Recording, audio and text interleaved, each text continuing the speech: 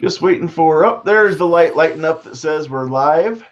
We are going here. Welcome everybody back to the channel. I am Sandhills Shooter, and just off to my side where she loves to be off camera, we've got Sandhills Sweetheart with us too.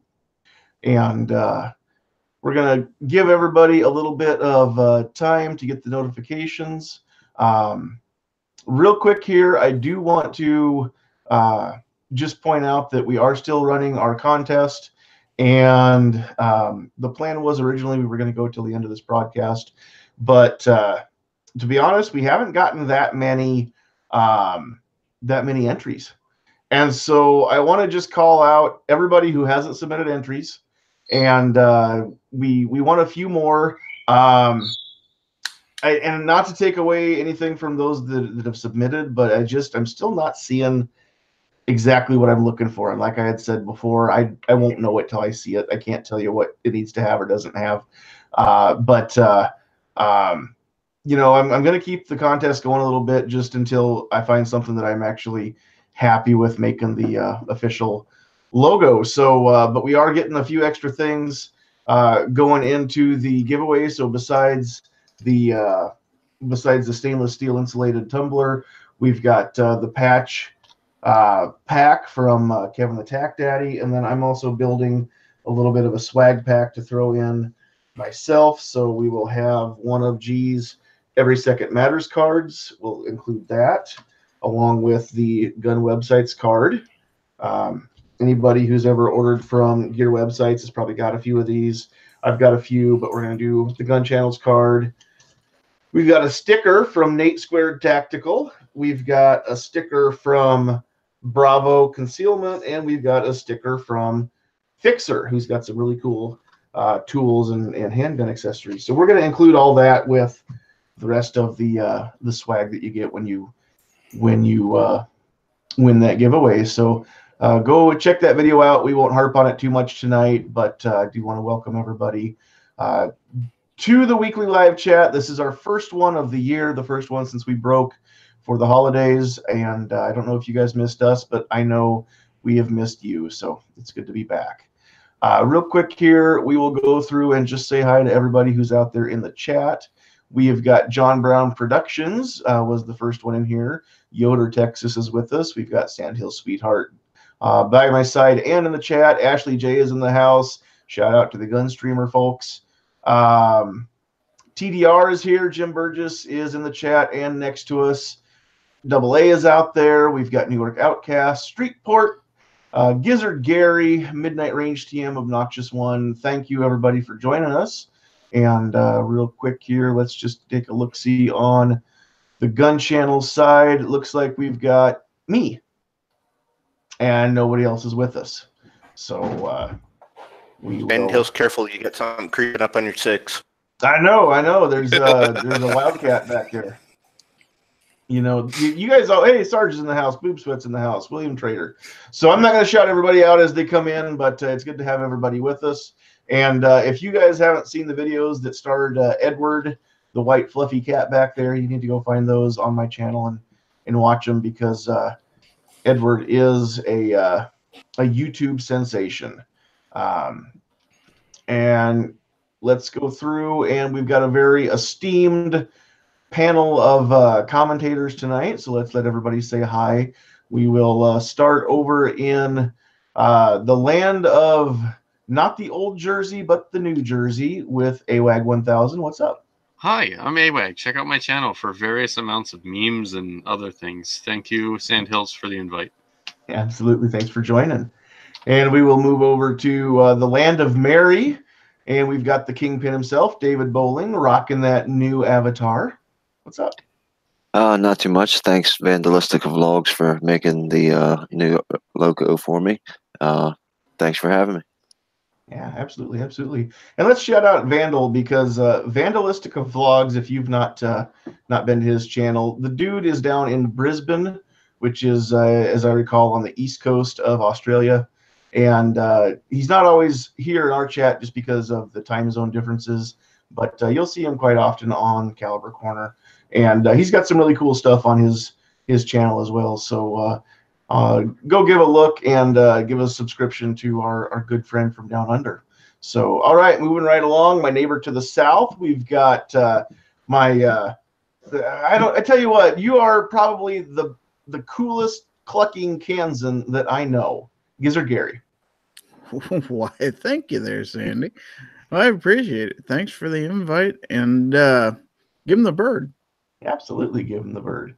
All right, and let's take a trip down into Texas. First up, we've got Mr. Jim Burgess. How you doing? How's it going, fellas? Happy New Year.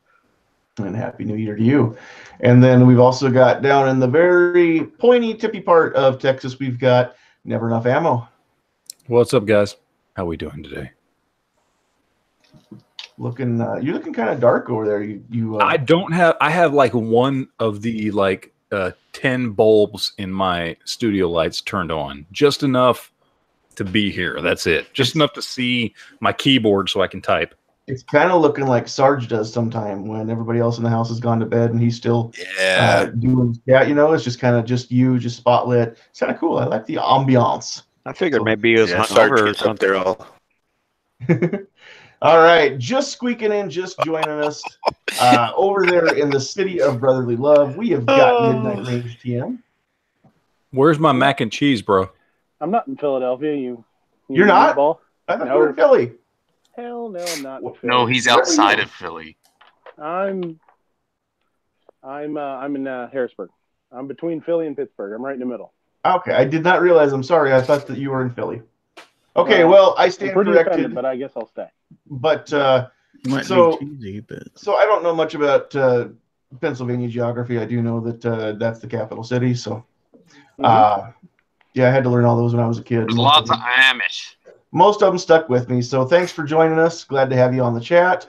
And moving right along, next we will go to Midnight Range's arch nemesis. These guys, I don't know if you guys just need to hug it out or what's going on, but we've got Obnoxious One. Hello, sir. Thank you for having me, even though you'll just apparently let anybody in. That's how I got here. That's how I got here. No, that's how some people got there. But thank you for having me. Everybody having a good night tonight? Except for that one guy. I don't care if he has a good. That guy that's not in Philly. We won't name names. All right, moving right along. We are over, not in, but near the vicinity of the Motor City. What's up, Mr. Squibload? Hey, everybody.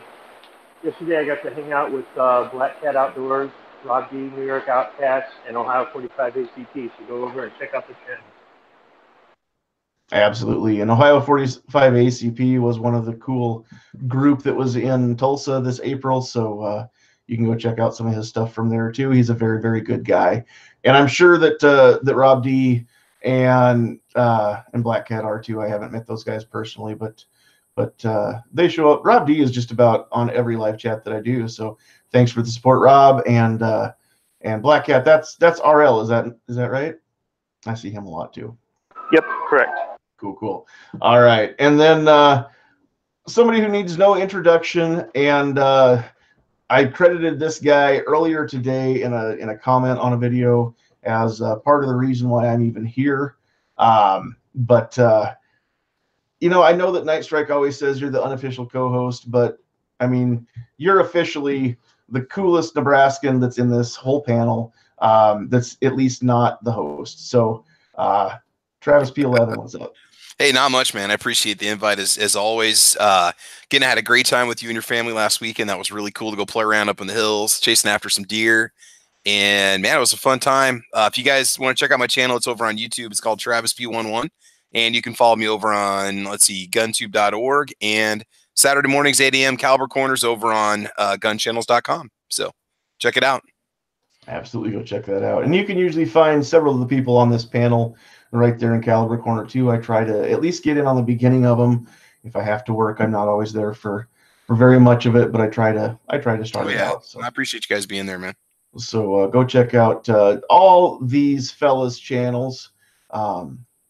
We all have stuff that's out on YouTube, stuff that's out on gun channels. Go check them out at guntube.org as well. So And Gunstreamer. We want to leave not leave out Gunstreamer, because without those folks, a lot of us wouldn't get all the views that we have over there either, of course. So Right on, man. all right. Well, real quick, we just want to recap. I know we did a little bit of it Saturday, but I'm just going to let Travis real quick just kind of have the floor and just talk a little bit about the experience. If you anything you want to share on the deer hunt that almost was. Yeah, no, that's fine, man. It, we had I guess you call it a late season antlerless whitetail only permit. So, I mean, it's going to be, hit or miss with what you're going to find Tuesday nights at 9 o'clock. It is beautiful Nebraska. I call it backcountry, but I mean, it's just the hills of northern Nebraska. Just awesome. Kind of up by the South Dakota border, and man, just flush with deer. They were everywhere. The terrain was beautiful. It was nice to see. It was awesome to have a cell phone that did not have a signal. It was kind of nice. And then Sandhills was kind enough to let me stay on the family ranch and go chase after deer and stuff. And man, we had a lot of fun. Just check the history behind the land and just to know what it was like for the people that lived there before. There's a lot of old, you talked about some of the old structures that are out there from some of the original homesteaders and stuff. It's some seriously cool stuff. Just beautiful scenery. I mean, I can't even talk about it enough. If you ever drive through Nebraska on Interstate 80, this looks nothing like it at all. So once you go north, 100 miles north of Interstate 80, it's just awesome. So, but no, it was fun, man. I had a great time, and I hope I get to go next fall or next January. So, yeah. Yeah, absolutely. You're welcome back anytime. I think you got told that, not just by myself, who I take the liberty of inviting people up there fairly regularly, and sometimes somebody actually takes me up on it. But my dad still owns the place, and he and his wife, even invited just so it's official when they tell you to come back anytime. Oh man, that's cool. Yep. So, always a pleasure, and yeah, I can't wait to get up there and actually try and actually bag a deer this next time. So that'll be fun. Heck yeah. All right, we have somebody has dropped out. Such a romance. Matt's gone, but we've got Foose. The Foose is loose, so we will let you say hi real quick. What's going on, bud? Hi. Hey, girl. How are you guys doing tonight? Man, we are just getting all cranked up here. I had mentioned this over on Hit or Miss that we were going to talk about some fighting words, and so I wanted to. In fact, let me pull this up. It's faster if I pull this up on my phone. Give me just a second here. But one of the videos that I made here last week on the second, I made an Every Second Matters video.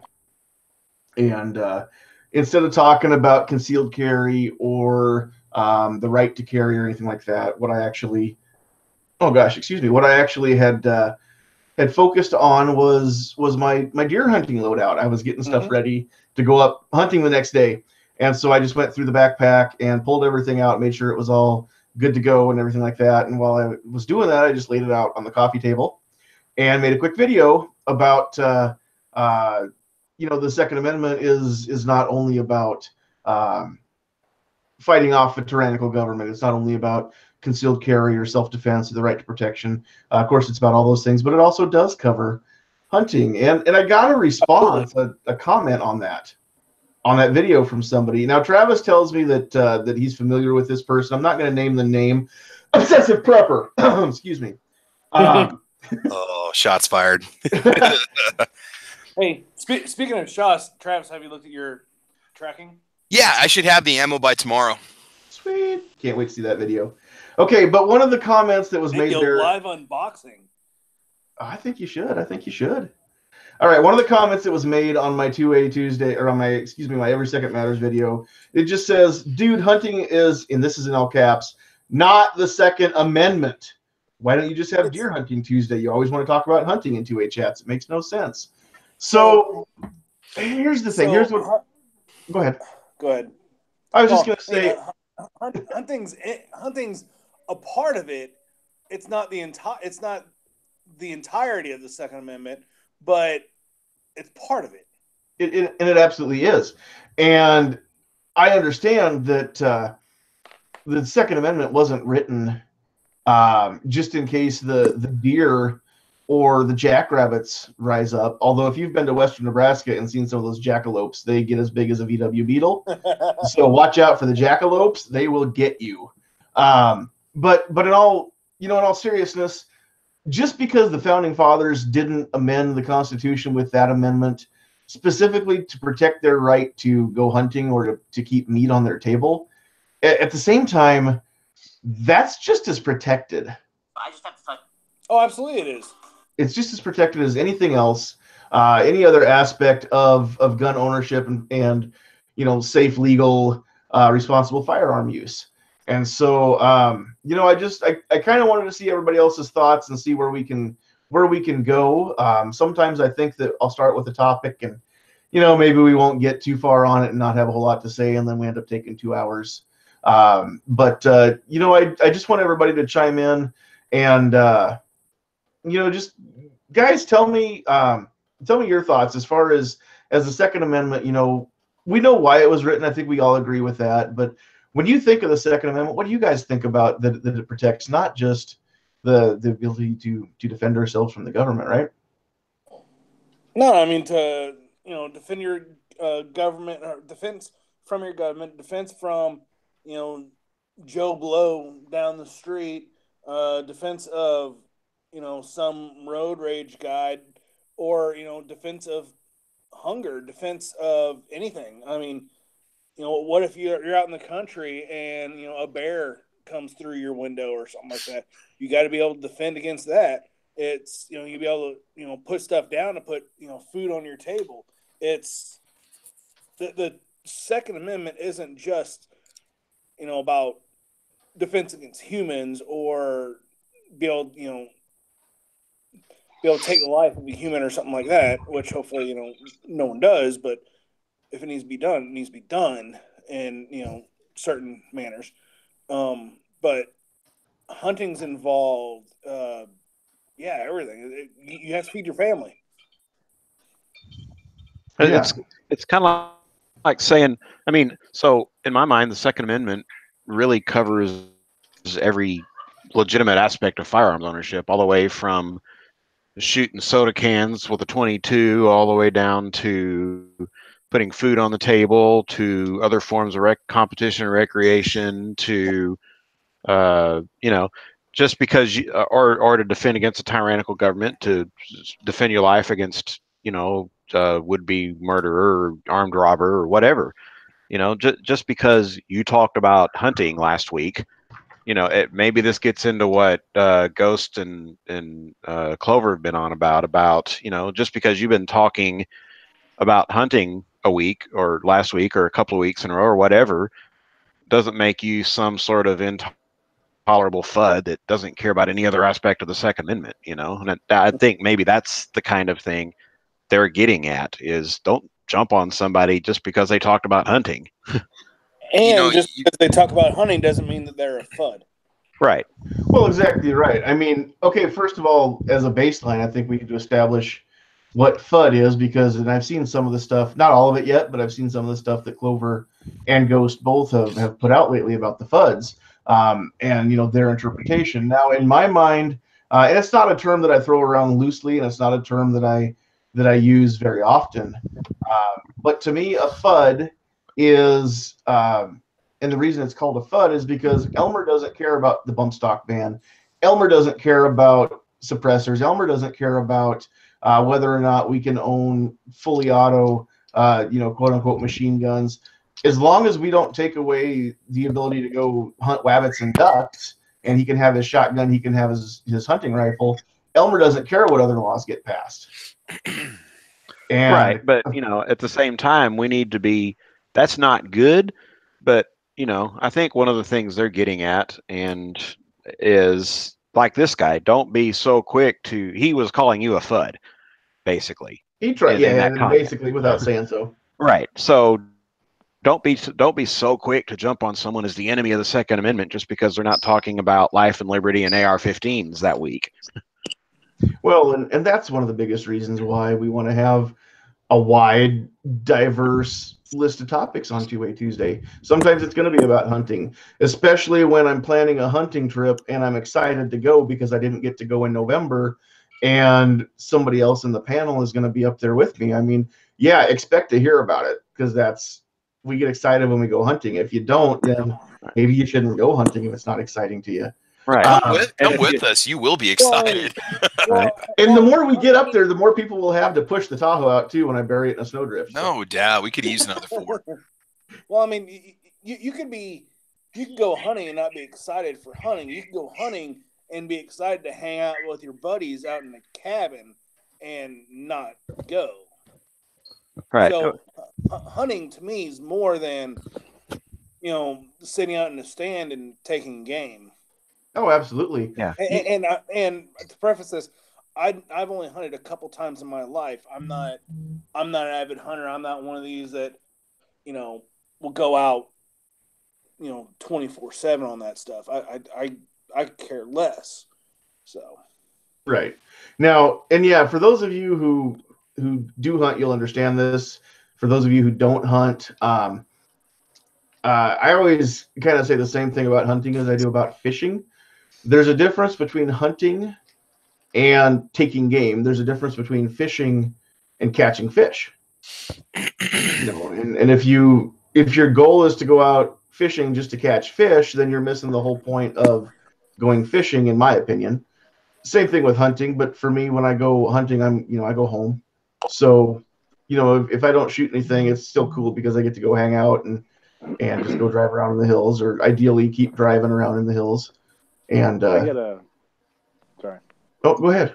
I got a question for one of you guys. The number of hunters in the United States now versus 10 years ago. Because you guys are big into this stuff, what do you think 10 years ago versus now the number of hunters in the United States is?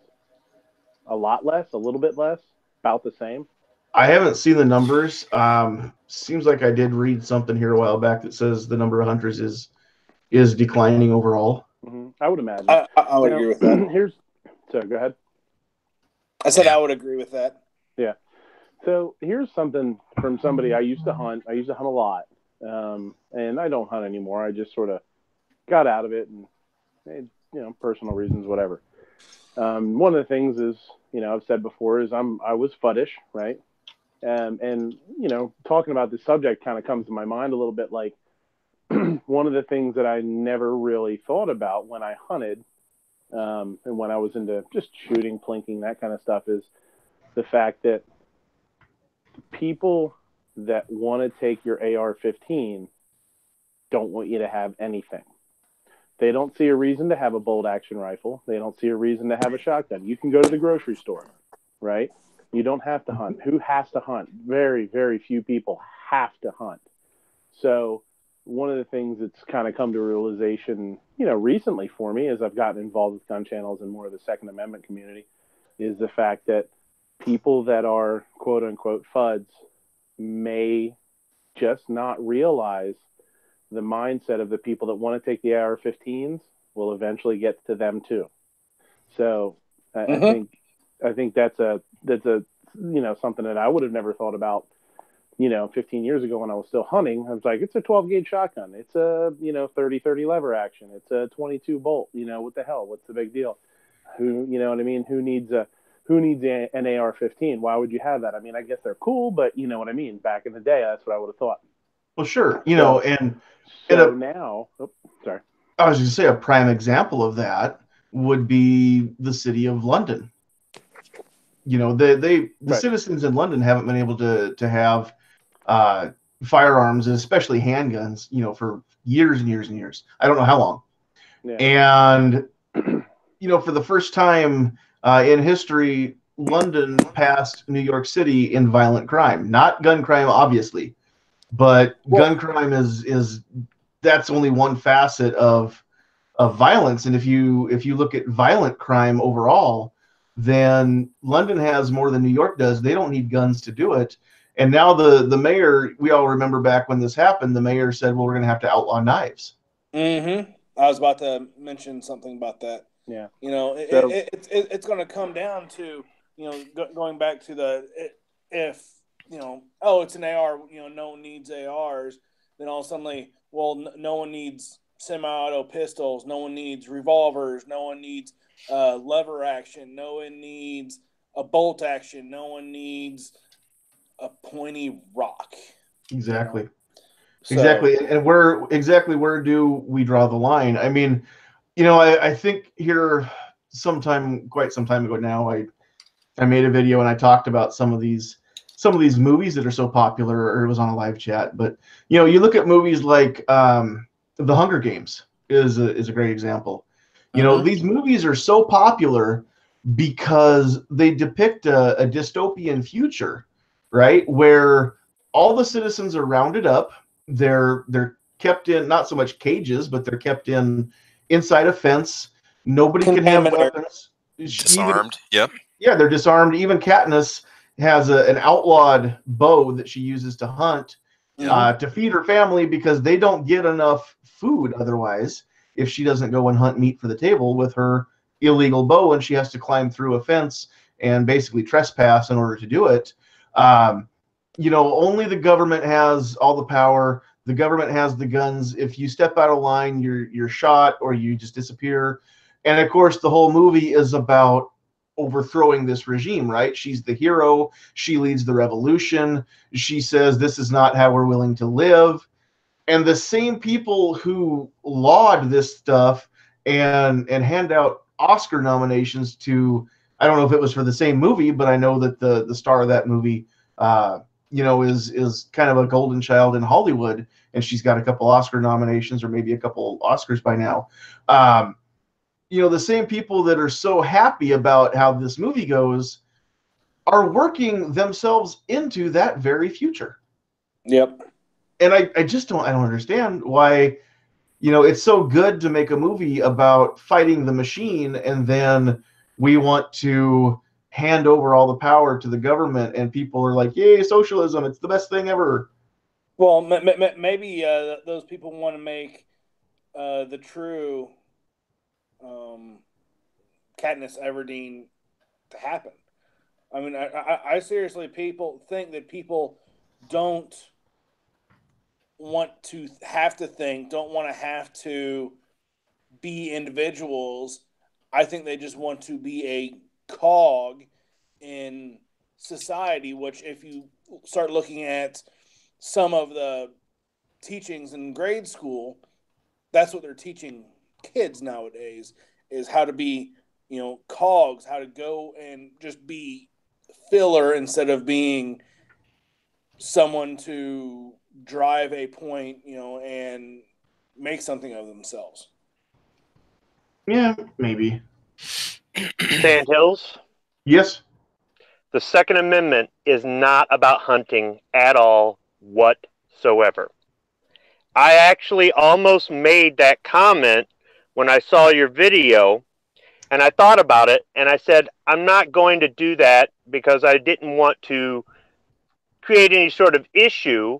Believe it or not, I can't actually think before I put my foot in my mouth. I just tend to put my foot in my mouth a lot. However, since you brought it up for the show, I'm going to go ahead and say that. I'm going to be entirely transparent. The kind of person I am, I'm honest until it hurts. But it's also not about competitive shooting, Foos. And it's not about collecting guns. Why did I just draw a blank on his name?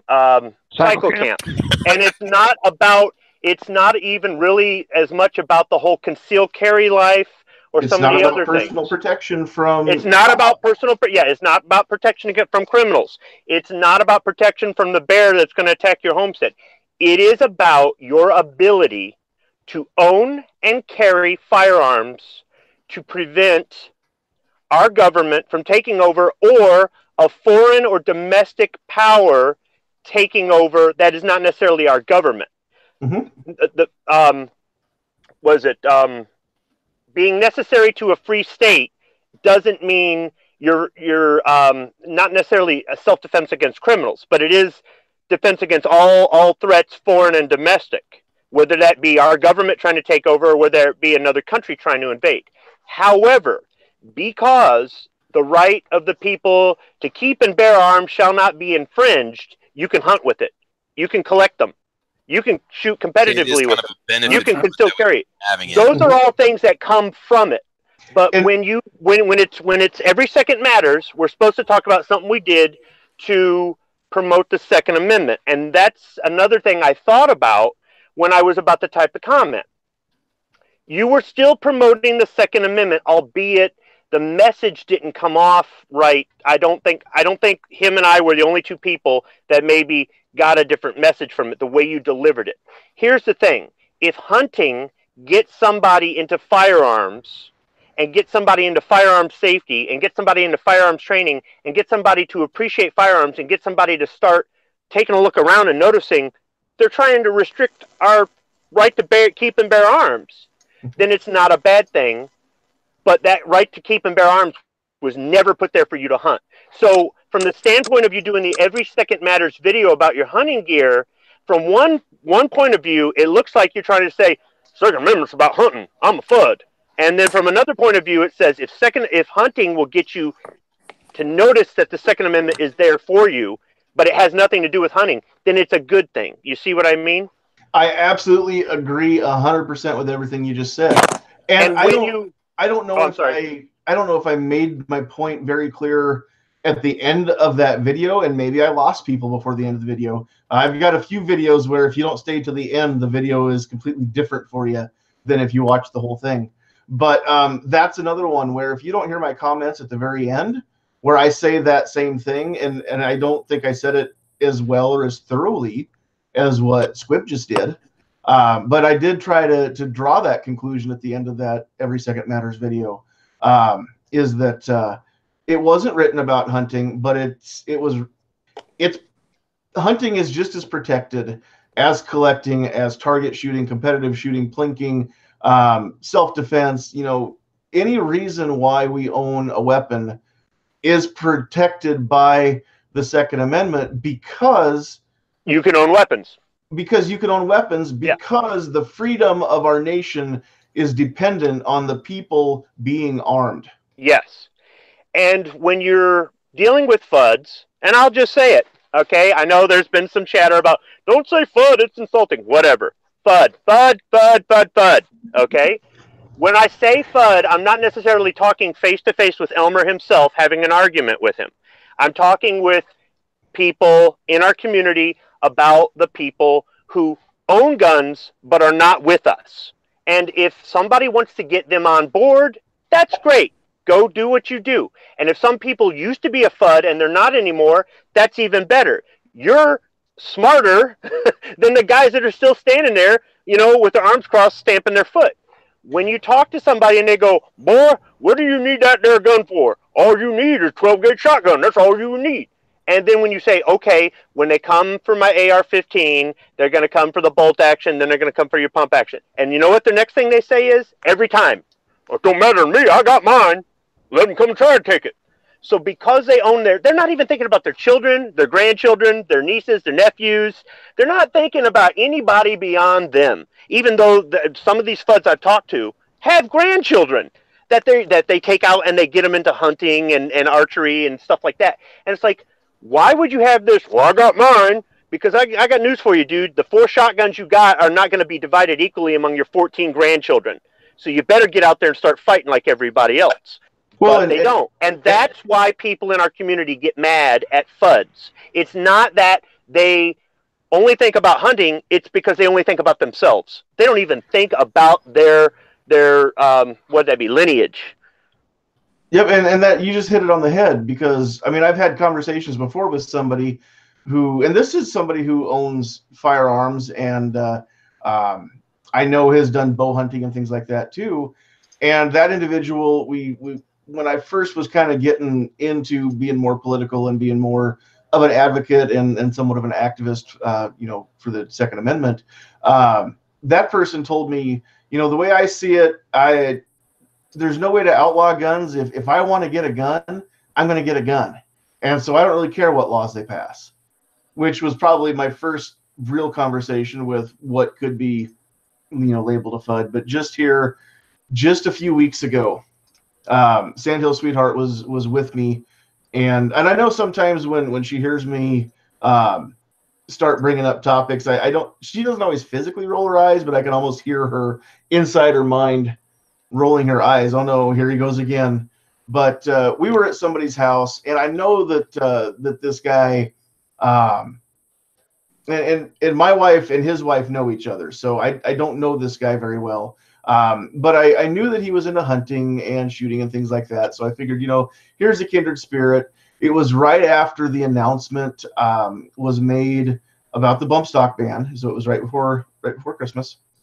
And, just in passing, we were kind of just talking whatever. And I said, well, are you going to have a boating accident with your bump stock or how do you think, how do you feel about that? And he said, oh, I think they're stupid. I don't care what happens to them. They're just the biggest waste of money I've ever seen. And then he went on to tell me about, the good ammo deal he got for ammo for his SKS.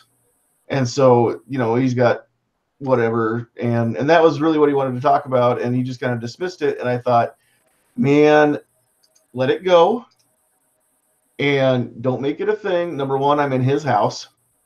Number two, this is not a conversation that I can change anybody's mind on. And so that's the other thing that I wanted to bring up here, or question I want to pose to everybody is, what do we do? And I'm not just being rhetorical. I really want to know, what's worked for people. But when you find yourself in a conversation with a FUD, what steps do you take? Do you just let the conversation die and steer it a different way? Do you have anything that you've ever actually been able to change somebody's mind with? Because, we figure that 10% of the population feels like we do and will never change their minds. 10% of the population disagrees with us, will never change their minds. It's that other 80 that are on the fence that we want to reach, right? That's who we're always shooting for, is to get people off the fence.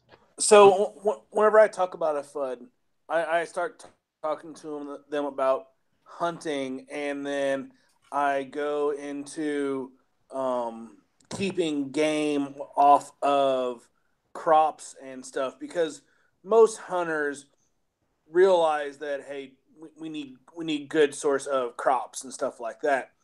And then I go to wild boar and how they run around in packs and how that they are a nuisance that cause billions of dollars to this country and damage every year to farms and stuff. I went, and I usually go, they're in packs 30, 40, 50. If you just have your bolt action or single action, how long is it going to take you to protect your property, to protect your farms? If you have a semi-auto, you may be able to take out a herd or a pack in 2 or 3 outings instead of 40 outings. You're trying to find a practical application for somebody who says it's not a practical gun to have. Correct. Yeah. And I try to take them into a chain of reasoning that their mind will follow. Because if you just make that big jump, they're not going to follow you. But if you take step by step by step by step, they will follow you the way. Right. And that's probably a good reason to talk about, even though the Second Amendment, the way it was written, wasn't about hunting. That's absolutely true. But if you don't talk about it in terms of hunting or in terms of fun target shooting or in terms of self-defense or whatever topic, you're not going to reach certain people where they are. Mm-hmm. So from that standpoint, Sandhills talked about every second matters in the context of hunting, and I think that's actually a good thing for that reason. Well, I had a situation when I went to Indiana over Christmas. My brother-in-laws are big hunters, and they have 12 gauges out the wazoo. And I'm like, because when my sister first started dating her now husband, I went to Indiana and drove out there, and I brought one of my ARs. I actually have a video on my channel. I don't know if it's still up, of me actually going through a 30-round magazine with that. I was in Indiana. That was tons of fun. That's what freedom sounds like. Yeah. Count the shells.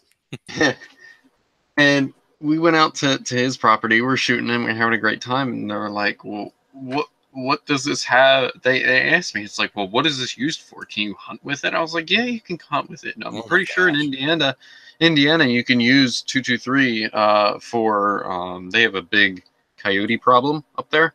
It's like bad. When I first went out to Indiana, I saw a coyote on the side of the road, and I thought it was somebody's dog, and I almost like cried. And come here, boy.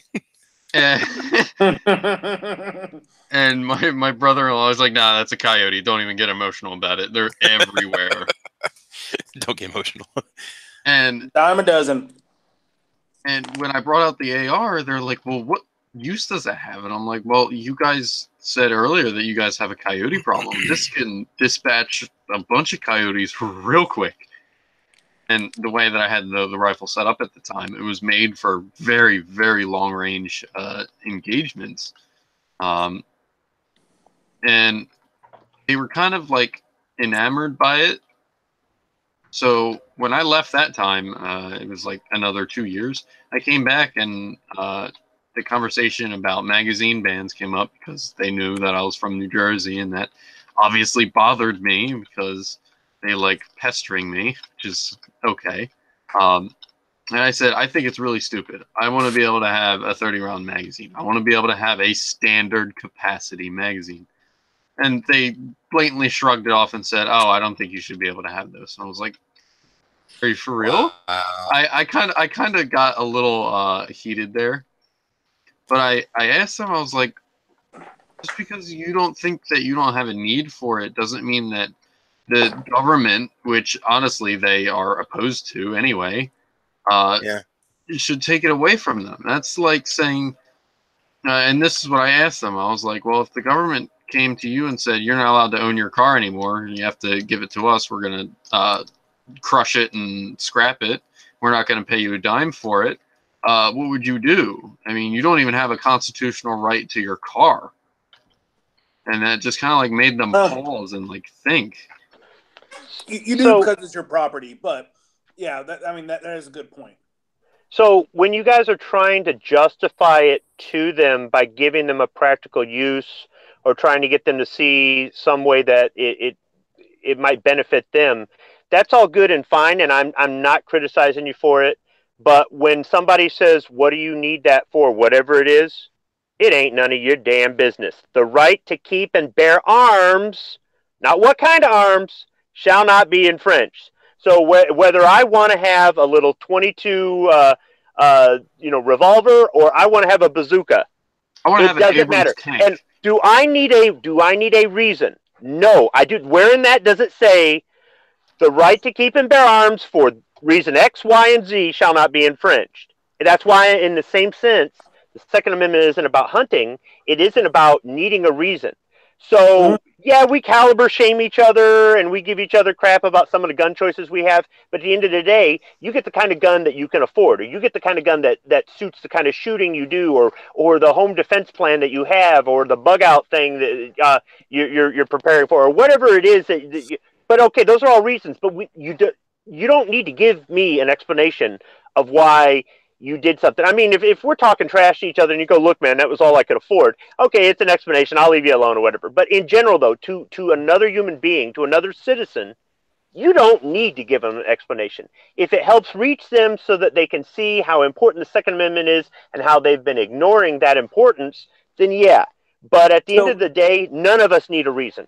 No, I fully agree with you. None of us need a reason to own what we own or own what we want. And whoever said that they want an M1 Abrams, you could get that. $5. It's a $5 any other weapon stamp. Cool. But anyway, besides the point, yes, I agree. It's none of their damn business why we want it, but to engage in a dialogue to open their eyes, you just can't say because I can or it's none of your damn business.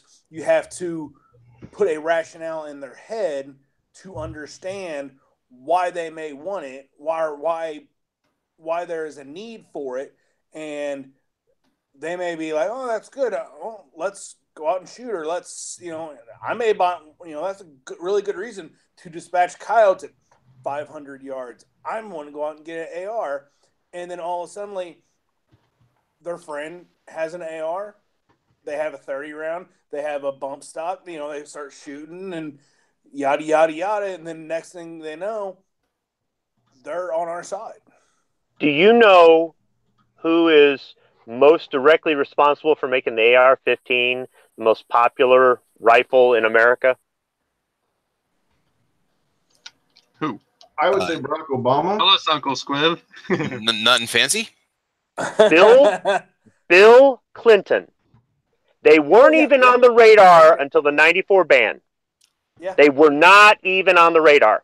And if that ban had never happened, and there were no subsequent talks of assault weapon, air quotes around that, by the way, bans, they probably still wouldn't be popular today. Not that they were bad or they were junk or whatever. It just wasn't on the radar.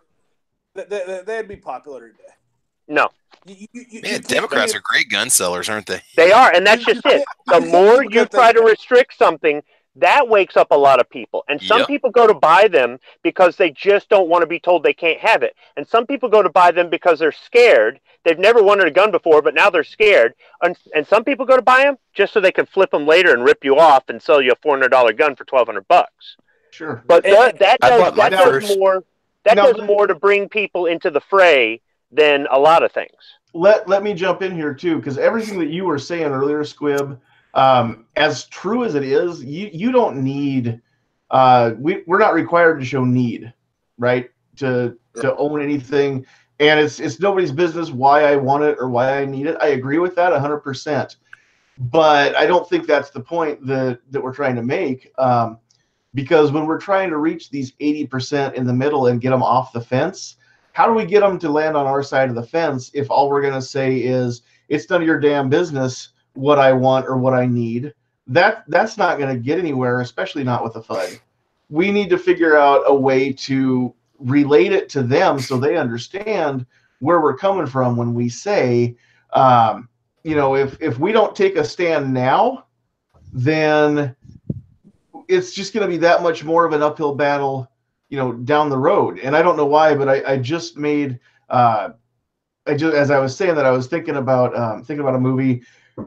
I know I'm kind of a sci-fi nerd a little bit, not as much as some people on some of Matt's chats, but Star Trek First Contact, which was one with Patrick Stewart. Yeah, the line shall be drawn here, no further, and I will make them pay. Right, because if we don't stop the Borg right here, right now, then they take over, we lose everything, and there is no future.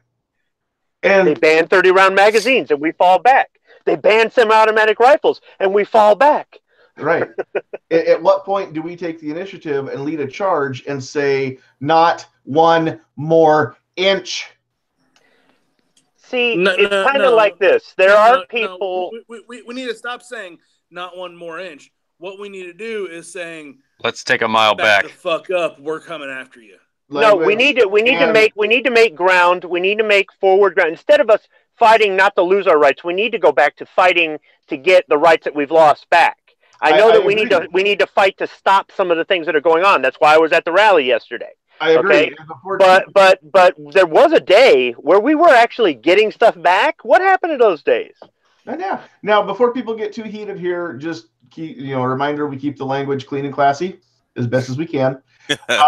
But now here's the thing: is how do we get that charge? How do we take back what we've lost? How do we stop falling back without extra troops? There's only so many of us, and unfortunately, I don't think 3% of the population is going to get it done anymore. Not when they're going to fight us in Congress, and they're going to fight us with the pen and not with the sword.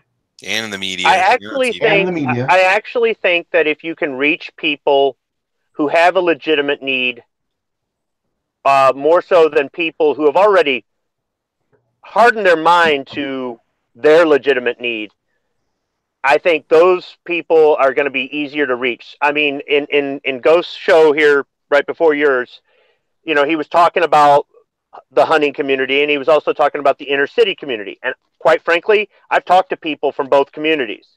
I'd rather go talk to somebody in the hood than I would talk to a FUD about your gun rights or about getting training or about learning gun safety or all the positives about guns, not all the negatives about guns. And the reason being is most of the conversations I've had with FUDs over the years and years and years have been those short conversations where I've got to walk away before I lose it because because of how they are. Whereas somebody in the inner city, their mind is already made up. Somebody in the inner city wants the guns that the government's trying to ban right now for self-defense because every single day they're worried they're going to get attacked. And that's why a lot of them people have illegal guns, unregistered, stolen, blah, blah, blah. They just want a gun for protection.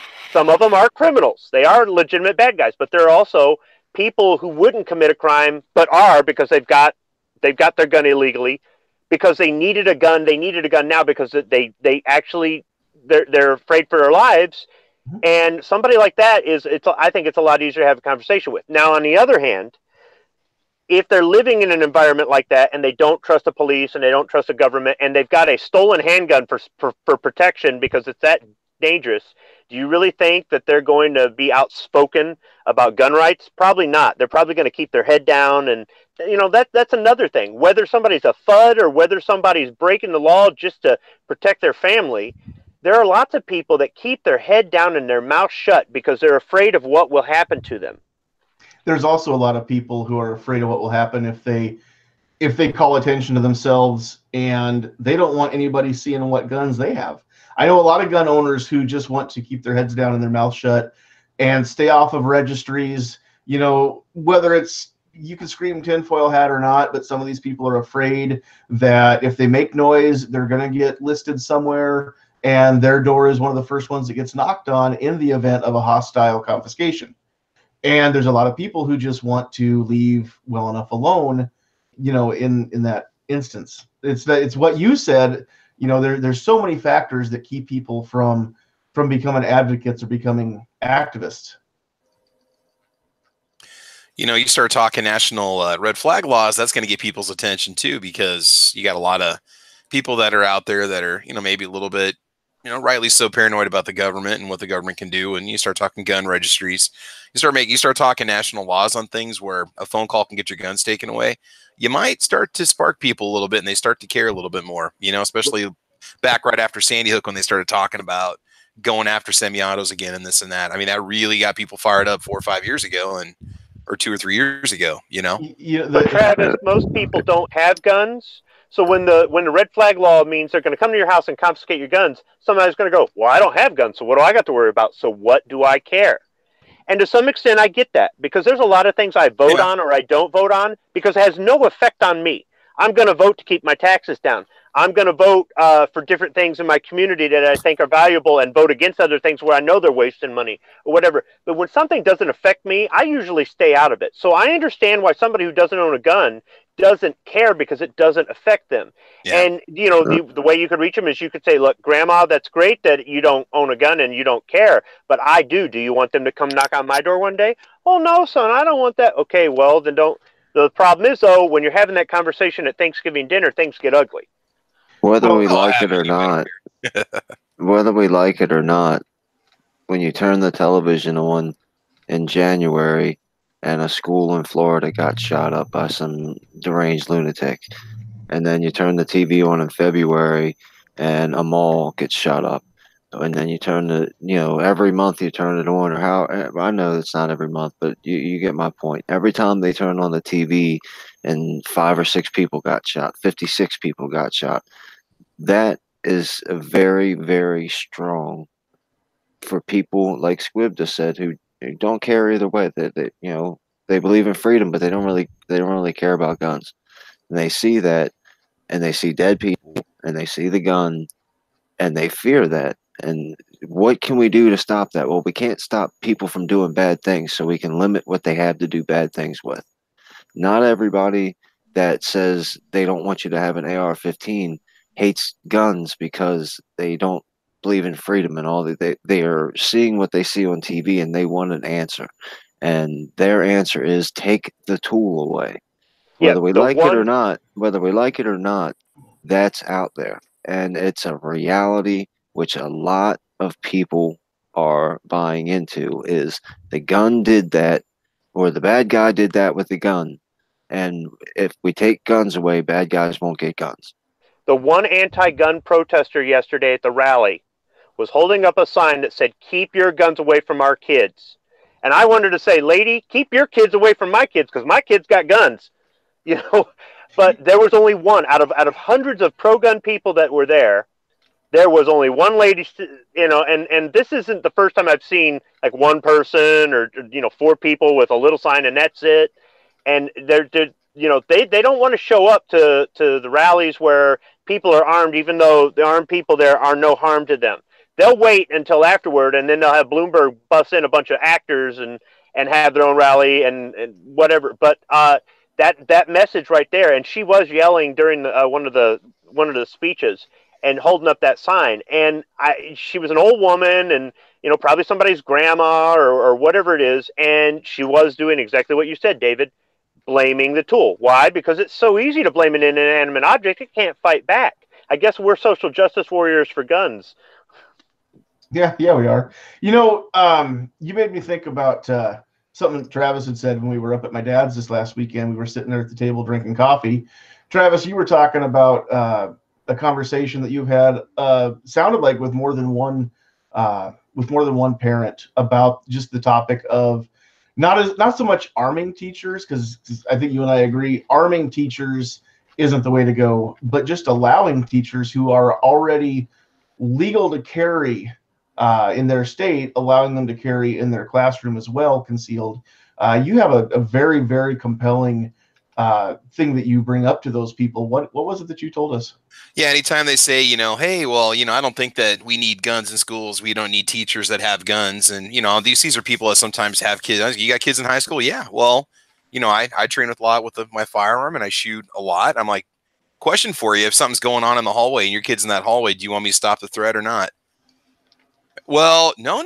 There's no ifs, ands, or buts about it. Answer the question. Do you want me to stop the threat or not? You know, and then I've never had a parent say, well, no, you know, okay, when it hits home, you know, and as, you know, you start to have other colleagues that are in your building that have their kids start to go through the school and administrators and stuff, then the attitude starts to change, you know?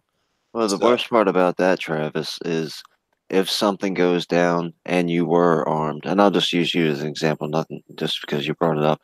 Yeah. They would look at you and say, why didn't you do something? Yep. Oh, I would. That's exactly what they would do. Now, right now, they're telling you, don't do anything, hide, you know, lock the door. And if the situation was changed, and whether it's in a school, in a mall, in a backyard, at a tennis court, if they knew that you could defend their children, whether with your hands, with a stick, or with your firearm, they'd look at you and say, why didn't you do something? And I can tell you as a parent, when it comes to your children, you're going to protect them no matter what. That's why so many parents, when you have your parent-teacher conferences, Travis, and you've got a student that is disruptive or that has just got a bad attitude or whatever it is, and you try to talk to the parents about it, haven't you had some parents lose it or really get in your face about how little Billy could never do that? Well, typical parents will point out the other kids in the class that do the same thing. They won't accept the fact that their kids, you know what? Not all of them, but some of them, yeah. But the ones that get like that, do you know why they do that? It's denial their kid can screw up. No, it's your parental instinct. No, it's your parental instinct to defend your child no matter what. Okay, well, I'll explain it. Okay, now I'm not saying it's right. I'm not. So, and that's just it. You don't have. That's why I'm saying it. Yeah. But here's the thing, though. You want to defend even when your kid is wrong. Now, when your kid gets in trouble at home, you're going to be the one to punish them. You're going to feel like crap afterward after you punish them, but you do it anyhow, or at least you're supposed to. But the whole thing is, even when your kid is wrong, your kid can do no wrong because that's your kid, and you're going to defend it. So for your average everyday parent who has that attitude when they're going to parent-teacher conferences, you're going to tell me they wouldn't pull a gun and shoot somebody who had a gun in their kid's face and was trying to kill them? Yes, they would. And for the ones that wouldn't, shame on you for making children. Because as a parent, your top priority is to protect your children. Even when your kids are wrong, it is to protect your children. So when I'm not there with my kids, I'm grateful that there's a person like you that's willing to step in and protect them for me when I can't be there. So for those other parents, shame on you.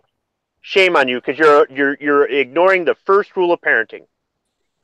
And Well, until you have kids, you don't get that weird feeling either. So I think we've all seen on social media or somewhere, that person, or maybe more than one person, who has said, and these are educators that are saying, if it comes down to having to carry a gun in my classroom or having to get shot for what I believe in, I would take the bullet. And okay, that's great. You're no good to your students anymore. Precisely, because after you die, then who protects them? Yeah, and I tried explaining this to an elementary school teacher once, and she said, I just couldn't kill somebody. I said, nobody wants to kill somebody. And even if you kill somebody to protect your family or protect yourself, and you did the right thing, you've got to live with that for the rest of your life, even though you're still around for all the people that love you. You're not a victim. You still have to live with that the rest of your life. But the whole point is you're alive, or the person you were saving, or the 30 kids you were saving are all still alive. But here's the thing. None of us want to have to go kill somebody. But in the moment of truth, there are plenty of us out there that are willing to step over that and do what they have to do to save those kids or save themselves or save. And I said, would you try to stop somebody from hurting your daughters? Well, yes, of course. And do you look at the kids in your classroom as your own kids? Well, yes. Then you're telling me that you couldn't stop somebody from killing your 30 daughters. I just couldn't kill somebody. And I'm just face palming there going, oh my goodness. So was the alternative to lay there and bleed and watch the rest of them die? You know what? I walked away from the conversation because we were just going in a big circle, and I wasn't trying to get her to go out and buy a gun. I really wasn't.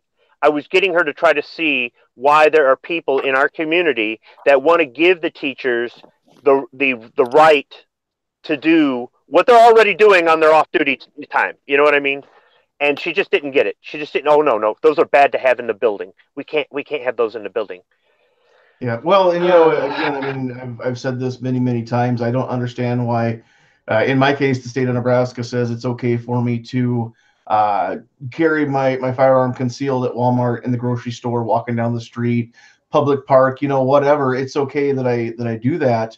But the minute that I step foot onto school property, all of a sudden, magically, I'm a danger to myself and everyone. Maryland won't let me carry a gun, but they promote abortion all the time. And I'm definitely not trying to start the abortion conversation now, but that's another show for later. Well, those teachers, we're going to have to set about 8 hours aside for that one, I think. The 2-way after party show, yeah.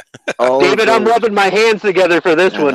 All of those teachers that say, I could never kill anyone, ask them how much was the check you sent to Planned Parenthood last month. No, maybe they didn't send a check to Planned Parenthood, but I bet you they voted to keep abortion legal, and I bet you they would march to keep abortion legal, but they don't. Or they voted for people in Congress who did vote for that. Exactly. That's basically my point, is they support people who support Planned Parenthood abortions. If you don't say no, it's the same as saying yes, right? Well, I mean, if you're going to care about life, let's care about life. Mm-hmm. If we're protecting the children, what more? How more can you describe children than a baby, especially one inside the womb? That is outside of the womb for months. I mean, I don't have any kids, but I was a kid once, and my brother's got kids, my friends got kids, you guys all got kids. We all are aware that babies are helpless for the first 3 years of their life, 2 years of their life, absolutely helpless. They would totally not survive 10 minutes alone. So how much more fragile is it while it's still inside the mother's body? But some of them won't survive 10 minutes alone when they're 18. Right. Yeah, true. But you're gonna talk about how much this gun is so dangerous and it's so scary. We can't have it around our children. But I'm gonna send a check to a doctor who's gonna stick a pair of scissors in its brain. I'm sorry. I'm not. No, and that's cool. I totally understand what you're saying. And I want to remind everybody of what Edmund Burke had to say about this when he said the only thing necessary for the triumph of evil is for good men to do nothing. And again, it goes back to even the taking back the rights that we've lost, or the stopping bleeding away our rights, or you know, the death of 1,000 cuts. I mean, at what point do we get all of the good men and women to, and whatever other pronoun gender that people are comfortable with? On my channel there are 2, just so you guys know. But I mean, at what point do we get all these people on board with us? How do we rally the troops and get them to join the cause, and you know, to pick a side, take a stand, and say, hey, I'm not cool with this, and I don't want to lose my freedoms, because if you know, they start going like dominoes, the first one that the only thing required to lose all of our freedoms is if we lose the Second Amendment, and then there's nothing to stand in the way of chipping away at all the rest of them. I think so many people don't understand that either, because they don't see past the guns are bad, or the specific kinds of guns are bad, or the 30 round clipazines are You know, bad, or Clover's got his thing about the next generation, and I've got a problem with younger people because so many of them are lazy and they got this sense of entitlement. And I'd say that's probably, out of all the demographics that I got to deal with every day in life, younger people are probably the most difficult ones for me to deal with. But when I was at the rally yesterday, I'm in the parking garage, and this kid walks up to me and he says, "Are you here for the rally?" And I said, "Yeah." And he goes, "Can you help me find it?" I said, "Yeah, follow me, kid. I'll show you where it's at."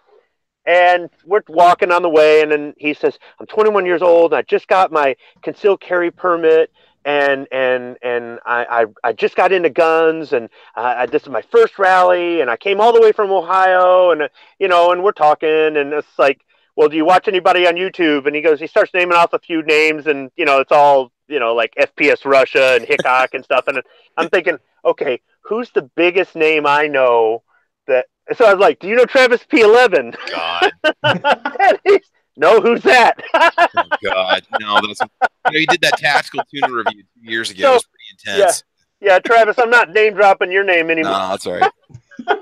So, you know, I started talking to him about gun channels, and on the way, I let him know how these rallies go, and of course, the rally went the way I said, so it was all good. And I let him know that it's good that, you know, he came all the way from Ohio, and he's making a difference, and he's doing this and he's doing that, and you know, he just really sounded excited. And I said, "Look, if you get into gun channels, you can talk to a bunch of people, and you'll start seeing who's doing all these shows, and they can get you up to speed on anything you want to learn regarding guns." And I was thinking about it, and I'm like, here I am always complaining about how the young people are, and here's this 21-year-old kid drove all the way over from another state, never done this before in his life, just got his concealed carry permit, and here he is out here. Maybe Clover's right. Maybe if we do reach the younger people, that's going to be the crowd that takes it back. Maybe. I don't know. That's exactly what we need, I think. Well, and I'll say that you need a multifaceted approach to it.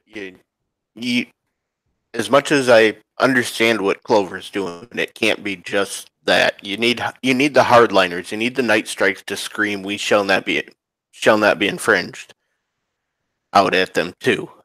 I think it brings balance. It brings balance to the force.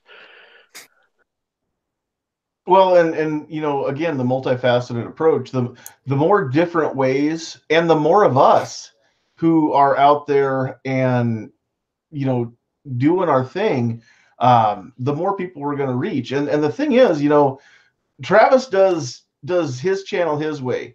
Squib, you do your channel your way. Obnoxious One, Jim, Gizzard, David, myself, we're all doing our thing. We're all doing it differently, which is what's cool.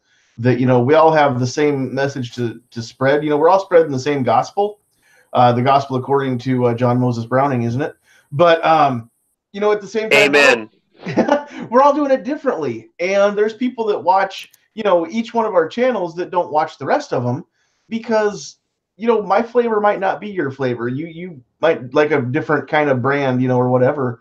I'm all up in your flavor, buddy. I love strudel. Yeah, I'm sorry, Sandhills. I know I keep stealing all your viewers. You know, they love watching my train videos, and dude, those train videos are awesome. If my dad was on YouTube, he'd be watching your train stuff. I guarantee it. I'm all up in your flavor. It's vanilla, right? That's your flavor. I was tempted to shoot a train video today. The house that I was working at is right next to a railroad, and a train went by, and I was so tempted to You should. do You it. should. My hands were covered in paint, and it was.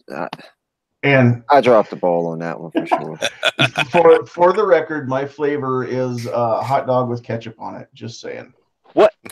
You like a sandwich? Nobody. Like a hot dog. I like a sandwich. Nobody Ketchup on puts it, too. ketchup on a hot dog. I love ketchup on my Somebody sandwiches. brought up in the chat the other night, and I wish I could remember who it was. I really do, because they deserve all the credit for this. It might have been Kingpin. Might have been you, Kingpin. Brought up the our bacon bits, bacon sprinkles. Yeah, that was me. Oh no, man, bacon bits are the fairy Oh, dust. this is of the new bacon. one. No, this is the new food thing. It's the flavor. And I told him to bring that up to Matt and see if Matt's head exploded. Wow. You know what bacon sprinkles are? Are those artificial soy atrocities that they call bacon bits? Those Dude, are bacon. you can get you can make it out of real bacon. You get real. Well, Oscar Mayer makes them in a little sealed pack, man. You can get the real deal, not Bacos. We're talking about the real ones, man. No, I'm talking about that. But those, the Bacos, they're the bacon sprinkles. Those are just food atrocities. Yeah. They're like smoky flavored.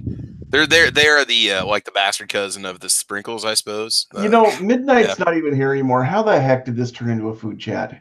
They always devolve into that. That just you brought up the hot dog sandwich. That's true. That's my fault. You're right. I'll take full responsibility. I mean, I was going for ice cream, and you went hot dog sandwich on me. So now wait a minute though. Okay, we all have food in common. So can we get some of these people that are on the fence about guns? Maybe we buy them a nice hot dog sandwich with mustard, and we have a conversation with them. As long as we can have some Slim Jim candy afterwards. Best kind of candy bar in the world, right there. Slim Jim is not a candy bar. I don't prefer Slim Jims anyway, but yeah, we're not going to get into whether or not that's a candy bar. So, all right. Well, it sounds like a couple guys out there in the chat want to jump in and sound off on this. So I was going to kind of shift gears and go to a completely different topic, but we may just have to hold that for next week and see what's going on there. I do want to shout out real quick. We've got a couple new people in the chat. One of them is another good lifer right here in Nebraska, situated between Travis P11 and myself in Kearney. So Brandon Southern, thanks for joining us, and welcome to the channel. Welcome to the Gun Channels family here. But Brandon says he couldn't have a channel as a tow truck driver. He'd film all the wonderful people he comes in contact with every day. Dude, do you know how many views sounds like a you would glorious have? channel. Yeah, you'd have like thousands of subscribers instantly. Dude, you'd have like 1 million subs in a week. Oh yeah. The only thing I'm not sure of is in our state, do you have to get permission to film people? If you can film people without their permission, man, just get yourself a GoPro and just let that sucker run all day. Generally, anybody out in public, your image is public property. Yeah, some channels though, or some states rather, don't allow. May have to consent to blank out the faces or something, Yeah, something. Which I don't know how much pixelation costs, but maybe there's software out there for that. But oh yeah, sure, there's an app for it. Rich White, I know you were asking earlier about a link and getting disrespected, and I don't want to say that we don't like you here. I just don't have your email address, I don't think. So jump over to Gun Channels, and I did throw a link up there. I've got room for, let's see, 2, 4, 6. I got room for about 2 more people to jump in, and anybody that wants to join us, just go to Gun Channels, find the Sandhills Shooter chat over there, and come on in. The water is lovely. Rich is from West Virginia, so it's okay to say if you don't like him. Okay. Hey, yeah, I don't dislike him either, so it's all good. Thanks for the link. Double A's here. I got Rich's email. Let me see if I can make it happen. No, just make people go to Gun Channels. If you can't get to Gun Channels and find me, then you don't deserve a link. Oh crap! I think Clover just texted me. Give me a minute. Oh, okay. Alrighty. We were going to let you sound off here a little bit. Before Double A gets back, does anybody else have anything else they want to throw out into the conversation as far as dealing with FUDs or the Second Amendment in general, what it is, what it isn't, what it can be, what it can't be? What's going on?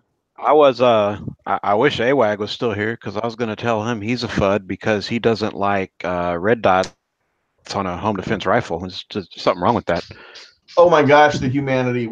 How does he sleep at night?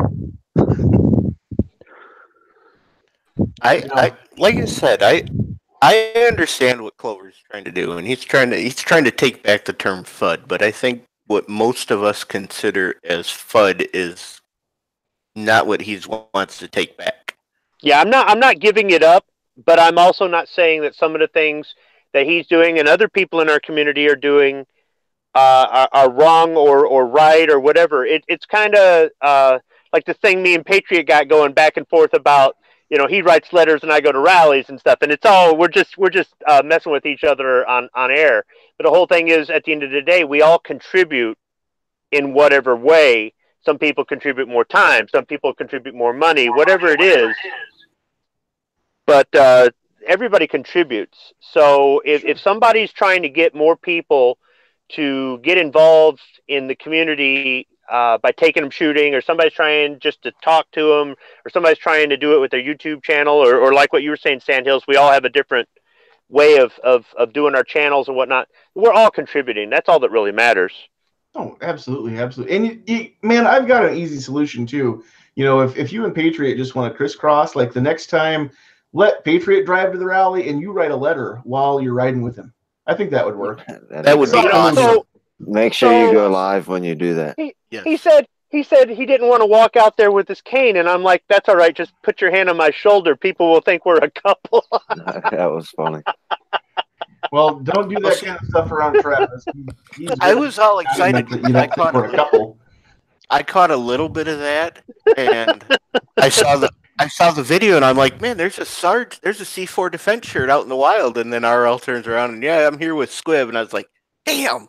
I figured Patriot had a bit of a Matt Murdock thing going because he seems to be pretty good at what he does. No kidding. You know, and I think it's cool, Patriot, how all your videos, you know, you've always got like some patches and some stickers and stuff laying out, and those things are never upside down. They're never backwards. So I think that Patriot, it must be the Matt Murdock of the gun channels community. So. Yeah, but I think when we're having those conversations, though, well, I mean, we're jabbing fun at each other, but we are showing different ways that everybody can try to make a difference. Absolutely, absolutely. And at the end of the day, that's just it. There's so many different ways that people can make a difference, and not everybody wants to go to rallies. Not everybody wants to turn their camera on and make YouTube videos. Not everybody wants to write letters. But if we all do something, and I'm not just going to say, you know, doing something's better than doing nothing. If we all do the right something, but the right something for each one of us at the same time, you know, you've got to be comfortable doing it. Although I do challenge people to get out of their comfort zone a little bit and just have those conversations. And you never know, you might not change your mind. You might plant a seed.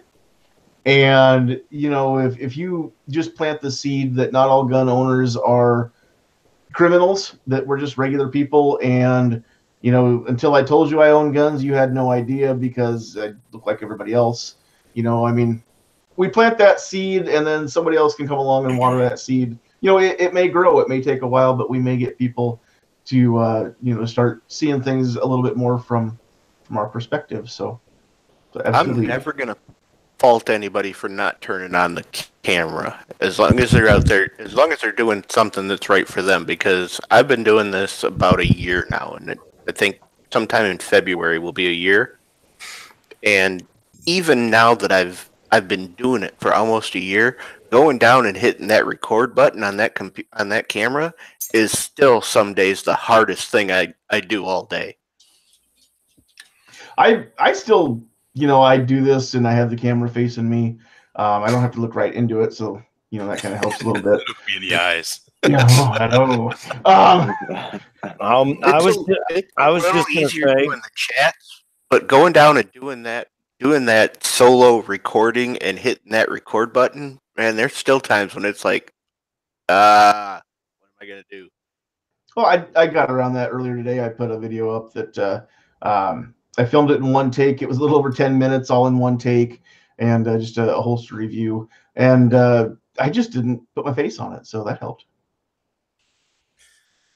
Yeah, you get used to it. It gets easier as time goes on. Like with Caliber Corner, I used to be really nervous initially, and always was trying to balance out all these different screens and emails and watching the comments. And your mind gets conditioned to it. It'll get easier. Oh, absolutely. Yeah, you just get more. You become more efficient at it as you practice more. So it's just like anything. Yep, absolutely. So I do want to just kind of invite everybody to keep in mind, and we'll push the other topic back to next week's 2A Tuesday chat. But the other thing that we were going to talk about was completely shifting gears and having a YouTube channel or starting a YouTube channel. What do you need? What do you need to know? What works as far as equipment and just things you need to know, and tips and tricks and things like that. So you guys all have a week now to consider those and bring any nuggets of wisdom with you next week to this show for that. So Hey, wait, I thought Travis was the teacher. You're sending us home with homework now, man. Oh, I've already done a video on what it takes to film a YouTube video. That's on my channel. I'm serious. It's how to make gun videos on YouTube. okay, so if anybody doesn't have any ideas of your own, just go find Travis's video and watch that, and then you can all tell us everything that you saw in that, I guess. I recommend stealing your ideas from others, but just claiming them as your own. That's exactly how I do it. So, okay, so real quick, we've got a couple additions. Double A, are you back with us yet? Maybe not. So we will move over to Rich White, and we're going to give you a chance to say hi because you haven't been here with us in the panel the whole time, although you were out there chatting pretty regularly. But if you want to introduce yourself, plug anything on your channel, and then jump in on this whole discussion. Any part of it that you wanted to get in on, feel free to sound off. We'll give you the floor. All right. Hey, folks. This is actually my private channel, but if you want to sub to me, go over to Unloaded Media. That's where I've been putting up my videos that I've done, and that's where I have my weekly show every week. This week Unloaded, which is Sunday nights at 8 Eastern. Not Central, Eastern. Make sure we get that clear because everybody else seems to want to do Central. I got to be different. Time zone, we get it. So, yep, we got 8 Eastern Sunday nights this week Unloaded over there. And then there's a couple other videos I've done over there. So, and also have it up on GunStreamer, and some of my stuff's over on GunTube as well. So you can check that out. And on Instagram, I also have a channel over there too. That's Unloaded Media _Rich White. So, yep, that's what I got going. And you guys were talking about Squibb and the shirt he was wearing. I think Sarge should pay Squibb royalties because he made one hell of a billboard for Sarge on that rally. Yeah, for those of you that aren't aware, Squibb's not built like I am, but Squibb's not a small human being. Squibb's got a very commanding. I'm average height. I'm 6 foot tall. I'm average height. If that's 250 average height, pounds then of rippling muscle and sinew. 210, but yeah. All right. I prefer to say 210 pounds of screaming Marine, but whatever. Well, you know what? We're going to billboard, man. Hey, did you see the Gun Channels patch on the back of my hat? Didn't see your hat, so. Oh, okay. Yeah, just saw the big C4 logo on your back. Yep, had a C4 shirt and a C4 hat, and I had a Gun Channels patch. I safety pinned to the back of the hat. Sweet. Representing. So, all right, anything that you want to jump in on any part of the discussion, go ahead. I mean to cut you off there, Rich. No, I pretty much had my piece set up there in the chat. But, all right. Well, for those. Well, what did you say in the chat for those of us who weren't reading it? Yeah, not everybody can see the chat. Not reading it, like he said, it's my Yes, fault. could you repeat everything you said? Yeah, just go back and just reread it. That'd be perfect. Yeah, could you just dictate to us? Well, I know when you guys were talking about the AR-15s and coyotes, I was like, yeah, that's one of the reasons why I got my AR pistol. You come across a pack of hungry coyotes, and a small, lightweight AR starts making a hell of a lot of sense. Yeah, because you get a bolt-action rifle, you might have, 5 shots? And you'll come across a pack of coyotes where you'll have 10, 15, 20 coyotes, and that's not something you want to mess with just a bolt-action rifle in your hands. Because a lot of times, even if you fire a round, they're not going to run away necessarily. Yeah, but if you got a milsurp, though, you got a bayonet, so... It's true. Yeah. Some states don't allow for that, though. But, that's another very compelling discussion, is the fact that we often get caught up in the idea of self-defense being against two-legged threats. But, so many of us, even in urban environments, there's coyotes in big towns now. There's stray dogs, there's rabid skunks, possums, things like that. Some people, just to go out and walk from the house to the barn, they've got to be mindful of rattlesnakes or bears, cougars, what have you. We can tell you're from Nebraska when you walk out from the house to the barn. But there are a lot of people still in the world who have barns, Squib. Not everybody's in town. And it doesn't really matter if you're in the country or not. There are four-legged animals or no-legged animals, in the case of snakes, that are threats. And sometimes the easiest and most efficient way to dispatch those threats is a firearm. And again, we didn't get into this much, but the Second Amendment doesn't say gun, it doesn't say firearm, it says arms. And so the Second Amendment protects not just guns, it protects any kind of weapon. And I agree, up to and including, an Abrams tank, or if you want to own a B-52, I don't care. The thing is that you're still going to be held accountable if you drop a bomb on somebody and kill them. That's an act of terror. And if you get caught, you're going to lose your freedom, your life, all that stuff. And so, to that point, if you look at the American Revolution, the War of 1812, all the way up to the Civil War, most artillery pieces that were used in those wars were all privately owned. Yep. Even going up to the Spanish-American War, all the guns that Teddy Roosevelt had with him, his Hotchkiss guns and everything, he paid for them out of his own pocket. Those were privately owned. And all the artillery that the Rough Riders used. Absolutely. That was his private militia. But it's one of those things where a lot of us, and the older I get, the more interested I become in history. When I was young, history and I were not good friends. But the older I get, the more interested I am in history, and the more I see the value of studying history and knowing history, not just firearm history, but the history of our government, of our country, not only how it was formed, but how it's supposed to function. So many people are either forgetting their history or they're not learning it. They don't care. Sometimes the textbooks don't accurately portray history anymore. Or they judge our past by today's standards, which is not a very... Also, things are taken out of context, yes. Right, yes. Exactly. And so, again, without being a historian, how do you know the context? That's one of the things, and this isn't going to be a theological chat either, but, when you go to church, if you go to church and there's a pastor giving a sermon, the captivating sermons, the pastor doesn't only say, well, this is what the Bible said in this chapter, this verse, of this book. They also say, now, at that time, in those days, this is what that meant, right? And so many people study theology and study, the Bible, Quran, whatever it is, and look for the context in that. But we give up looking for the context in, the documents that founded our land. What did they mean when they said that? What did it mean when it said all men are created equal? Did that mean that, they believed that women weren't created equal at that time? I don't believe they did mean that. But so many, and again, we could go down so many rabbit holes. Most women were against women's suffrage because that meant that they would actually have to, there's so much more that came with the rights to vote, not just voting. So a lot of women didn't want the responsibilities that came with the rights. that doesn't mean that they were less of a person or less than human. That just meant that, you know, they kind of wanted to look out for themselves too. So, all right. Anybody else have anything that they want to throw out here real quick before we start to wrap things up?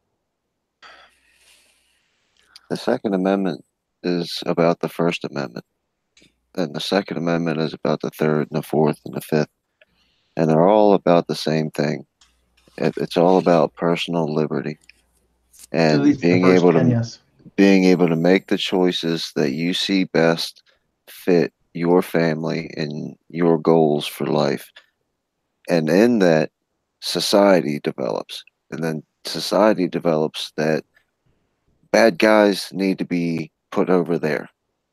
So if you're, I just don't understand the whole, not just people who want to take away guns, but a lot of the times when you talk to people like that, or you listen to them on the television or whatever interviews they might be on, there's people out there that are openly saying that they don't want to have a First Amendment. There's people openly saying that there's no such thing as private property rights. Uh, all they're willing to just throw away any kind of freedoms that they might have, and it's a really, really unfortunate, dangerous, and scary thing to look at when you hear somebody, whether or not they're propagandizing or they mean it from their heart, saying you can't have this because I don't like it. Well, and what they don't realize is, I mean, and maybe some of them do and don't care, but at the end of the day, what they don't realize is that they're actually actively advocating for giving up their own freedom. I mean, they don't look at it that way. They look at, I got to stop this other guy from doing this stuff I don't like or this stuff I think is bad. But when you get right down to it, they're doing this to themselves, and they either don't realize it or don't care. And I don't know which is scarier. Right. Some of that is a symptom of the fact that they don't teach the Constitution in schools anymore like they used to when we were growing up. And part of the problem is you had people that are our age who don't care, and they're the ones that are coming up with the curriculum now, and they're trying to get it out of the system because they want to embrace more socialist policy. And you can't embrace socialist policy in this country and have the Constitution be intact while doing it. The Constitution would prevent a lot of that socialist propaganda and policy from being put into place. Well, and that's a double-edged sword because it's been set up that you send your kids off to school to be educated by somebody you don't know. Somebody that you don't know is going to tell your kid everything that they need to know about the country, the Constitution, life, Afghanistan, whatever it might be. And you can't just revert back from that and say, obviously the easy thing would say, well, parents should teach their children. Well, yeah, parents should definitely teach their children, but we've also set up these boxes out in the middle of nowhere called schools that these parents paid for to have people help them teach their children. So, not only do we have to make sure that the education that's going on in the schools is actually fundamental and proper, but the education that's going on at home, and I don't mean what the parents teach their children, I mean what the parents know about what's going on in school. That's a big problem is the parents, a lot of people don't have the time or care what's happening at the PTA meeting, if there's even PTA meetings anymore, or parent-teacher conferences, if they even still do those things. And that's a symptom of the erosion of the family. That's another thing they've been working on. If you get rid of the family, you get rid of teaching the Constitution in school, and they can more easily push their communist, socialist agenda because the parents aren't going to be paying attention because they're going to be too busy because both parents in most cases are out there having to work. Nobody's home to help Junior with his homework. They don't know what their kids being taught. Yep. And it all comes back to, no matter how you slice it, united we stand and divided we fall, right? And whether it's a family, whether it's, as a country, as a government, whether it's, as political parties or as like-minded individuals who just don't want to lose our freedom, as patriots. It doesn't matter what group we talk about. There's strength in numbers, and if you can separate people and divide them, it's easier to conquer. And I mean, that goes back to, it's just tactics 101 right there. Well, that's a very, very good point, because what I was thinking about is, like Rich was just saying, the breakdown of the family. When they what did they go after first? The father.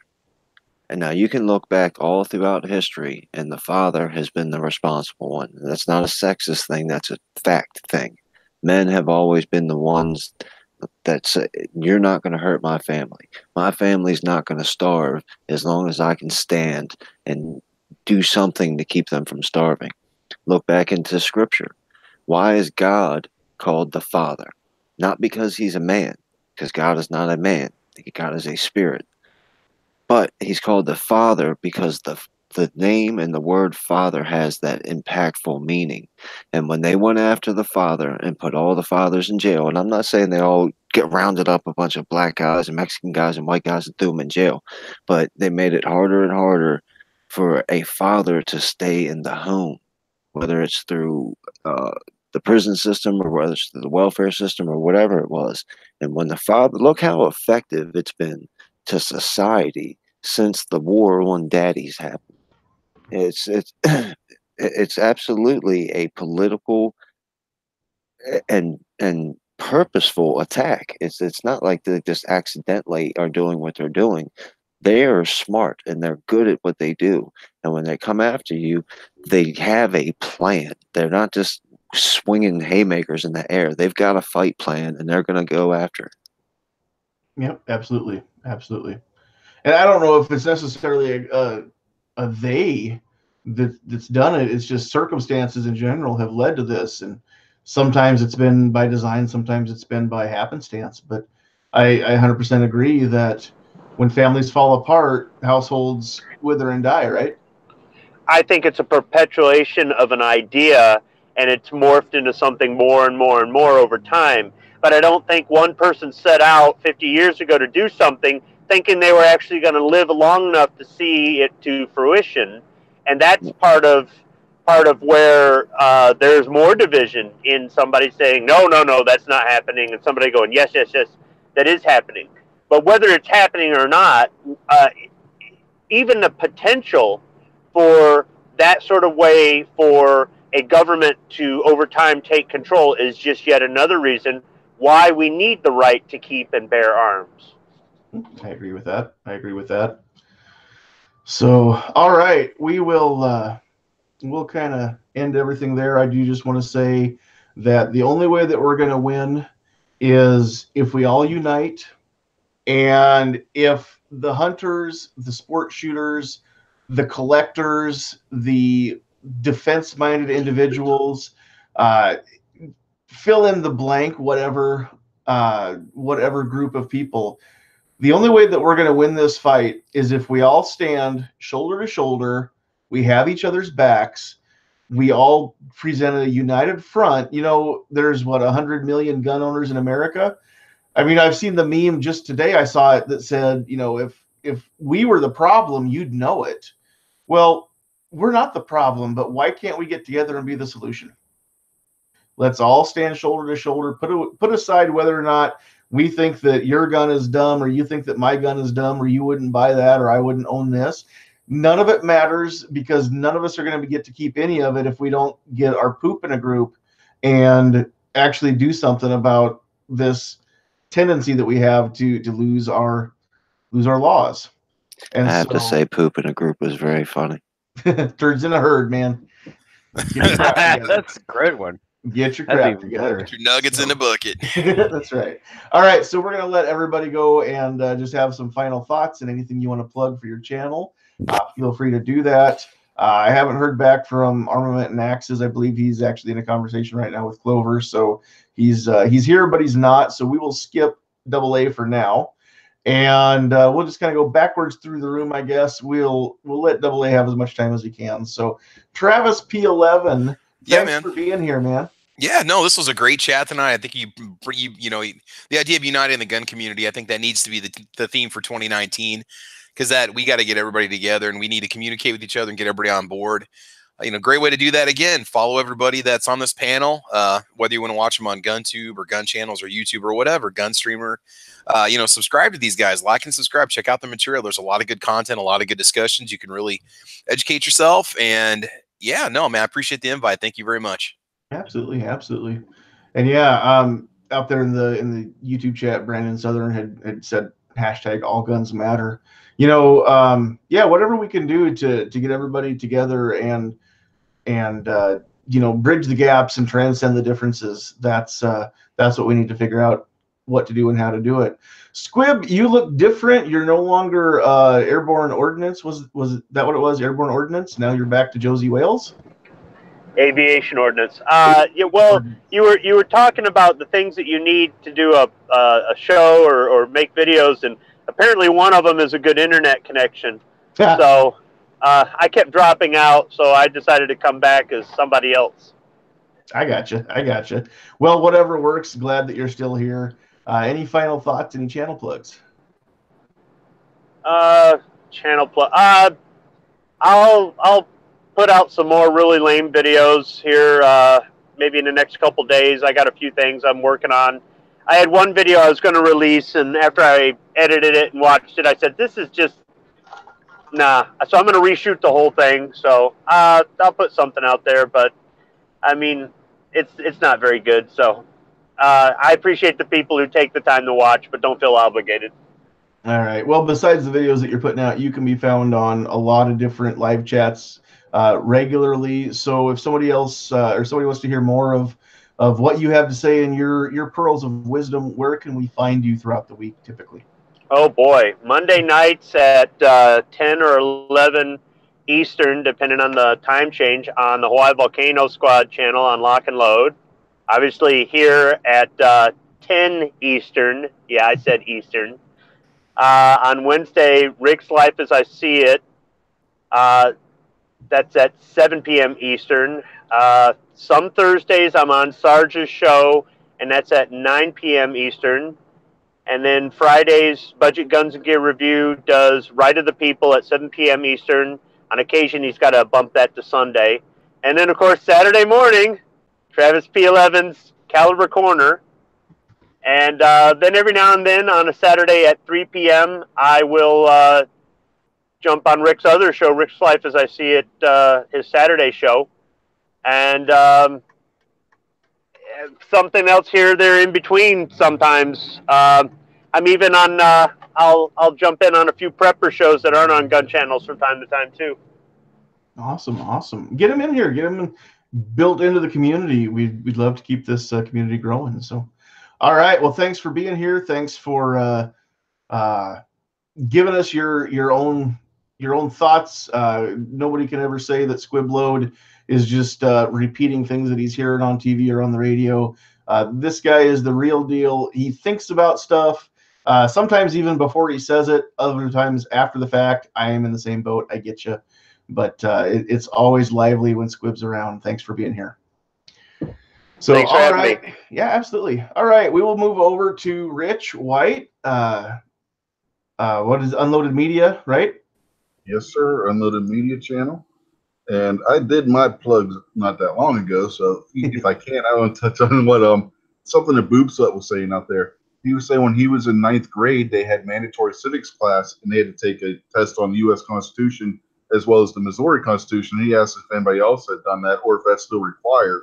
I can't answer on if it's still required or not. I've seen stories that said that some schools don't even have civics classes anymore. But when I was in 9th grade, it was also civics class was mandatory. This was like 30 years ago. And not only did we have to pass a U.S. Constitution class, we actually had to take the citizenship test and pass that one. Oh, wow. The actual full 100-question test that's given to immigrants. Well, you must have passed because you didn't get deported. Oh, I aced it. When I took it in 9th grade, that was the only one in my class that aced it. That's cool. Yeah, in my high school, American government was the 12th grade class. We took that as seniors. But I still remember a whole bunch of what Mr. Tootin taught us back in that class. So shout out to Mr. Tootin. Mills, Nebraska is where he lives, taught in Springview at Kippahaw County High for a lot of years. Yeah, when you took the test in the class, if you passed the test, the teacher that I had, he actually gave everybody a reproduction of the U.S. citizenship certificate that's given to immigrants when they pass cool. That's very awesome. That's very cool. I hope more teachers decide to start doing that. That'd be awesome. All right, we will move on to Obnoxious One. Thanks for being here with us. And thank you for the invite, sir. You can find me at Obnoxious One on just about every platform: Instagram, Twitter, Facebook, YouTube.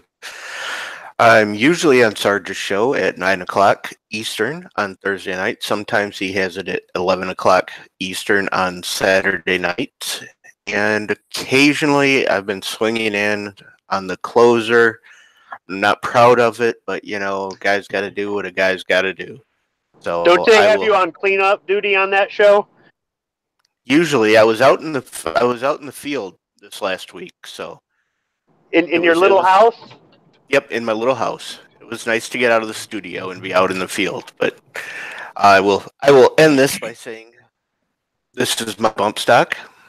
There are many like it, but this one is mine, and this one will be mine until they come and take this. I saw you stroking that, petting it earlier. Oh yeah. So I didn't know if you were gonna give us a rousing rendition of soft bump stock, warm bump stock. Soft bump stock, warm bump stock, little piece of plastic. Awesome. Thinks it's a machine gun, but it's really just a piece of plastic. Amen. Amen. All right. Well, thanks for that. And I tell you what, you can't get entertainment this good for this cheap anywhere but here, right? I work cheap. I work cheap, brother. That's right. Hey, I'm going to double everything I'm paying you. Oh, wow. All right. We'll move right along. Jim Burgess, what's up? Thanks for being here. Thanks for the invite. Glad to start getting back into the swing of things.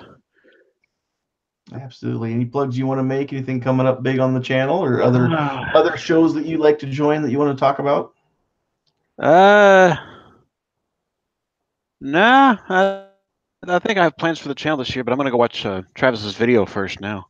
Oh God, yeah. It's okay. It's got 52 views if that says anything. So, well, it's gonna get a solid. It's gonna get a solid 60. By the way, the 338 Nakua video did crack 1,000 views, I think, a couple weeks ago. So that was exciting. Nice. Yeah. Yeah, I think Travis, your video has about as many views as my entire channel. So. I don't know. Yeah. If you take out one video of mine, I think I'm down into 4 digits instead of 5. So yeah, I hear you. All right. Well, Jim, thanks for being here. It's always a pleasure. Thanks for bringing your wisdom with you when you come here. He said wisdom. That's right. Hey, I don't know what anybody else thinks, but I can tell that you got your head screwed on mostly straight just by the way you talk. So. Well, thank you. Yeah, absolutely. All right. Gizzard Gary, man, you've been kind of quiet over there. Did you fall asleep? Are you still with us? No, I'm still here. All right. For one thing, Travis, 60 views for some of us is a damn good video. Right? Thanks for having me. I haven't been contributing a lot to the vocal discussion, but I've been contributing to the text over here. Good chat, by the way. Follow me at gizzardgary.com or gizzardgary on most of social media. Also have a show now on Gun Channels on Friday nights, Foul Territory, 8 o'clock Central. And then for the people who are unlucky enough to live on the East Coast, that's 9 p.m. But we'll go with Central Time first because that's the most important time zone there is. Check out Gun Channels, Gun Streamer, guntube.org. And like, share, and subscribe to find people like Sandhills Shooter. And give them the bird. Give them the bird. All right. Best clucking channel coming out of Kansas is Gizzard Gary. Make sure you subscribe to his stuff too. Gary puts out cool stuff. All right, David, what's going on over there, Kingpin? Thanks for being here. I always appreciate it, man. Thank you very much for having me. Excellent conversation as always. Uh, Everybody, like Gary said, check out Gun Channels, check out Gun Streamer, GunTube, and if you know how to share, if you do the Twitter and the whatever Facebook and whatever else you can share stuff on, go ahead and share this. If everybody shares one of these channels with one of their friends, you know, a lot more of the message will get out there. A lot more of the relatability will get out there because, you know, sometimes a gun review might not be a message. Sometimes a range day might not be a message, but somebody can relate to that. Somebody can enjoy watching that video and be like, hey, that's cool. I like that. That was neat. Or I didn't know that something, you know. So if you can share it, or if you can just tell one of your friends at work or somebody that you know, casually know, hey, go check out Sandhills Shooter. You know. Cool. Yeah. Thanks for that. Thanks for that. And I tell you what, it was watching gun reviews that led me to the live chats, that led me to meeting Travis at the rally we had in Lincoln and actually doing more stuff on the channel, and, you know, led to everybody being here with me tonight. So you never know what it is that's going to start that ball rolling, or what's going to be that first domino. But it's been kind of a fun 2 years now, I guess it's been. Oh yeah. So, or a little over a year. I guess it's been a little over a year, but I've been listening to live chats for about 2 years, 2.5 years now. So, yeah, it's been quite a ride. Just a little bit over a year of putting these videos up. So, thanks for everything that you've contributed, and thanks for being with me for even my old horrible dumb live chats that I did just driving down the road. David, you've been awesome. So, all right, Double A, are you with us? You still jamming with Clover? We'll give him just a second or two to jump in here. I don't think we're going to hear back from Double A, so I will just speak for Double A. Make sure you go check out his channel, check out his videos, and he's got some really cool stuff too. And I believe you can find him on Facebook as well. I don't know about the rest of the social media, but yeah, if you haven't yet checked out the channel of everybody that's here in this panel, please do so. Every one of these fellows is putting out their own different flavor of really good content. So if you don't like what one of us has, you can go find something from one of the other channels and maybe you'll like that. That's the best part about variety, right? We want to have, unlike my satellite TV that I pay for, where there's 500 channels and nothing on, there's always something good on gun channels, and it's just a matter of finding the person who is putting out the content that you want to consume. So go check out Gun Channels. Check us out on Gun Channels. We are Sandhills Shooter over there. You can find us on Facebook under the Sandhills Shooter name. You can find us on Gun Streamer. YouTube, I haven't done a whole lot with recently. Guntube.org. I was waiting for Night Strike to get some bugs worked out. Sounds like that's done, so I can put a few videos back up over on GunTube. I don't know if I missed anything else, but thanks for joining us, everybody. If you haven't hit that thumb up, go ahead and give us a like. And we like the comments on these too. So tell us what you like about the chat, what you didn't like, if you agree with anything or disagree with anything. It's open forum, and go ahead and leave those comments down below if you're catching this on the replay. If you need to get in touch with us directly, sandhillsshooter@gmail.com is the place to do that.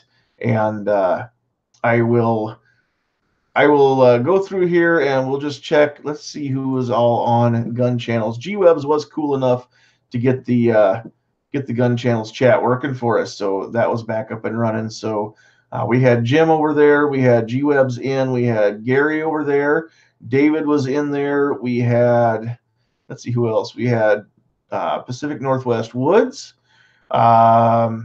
Looks like Angelina was in the chat. Rob Cromwell was in the chat.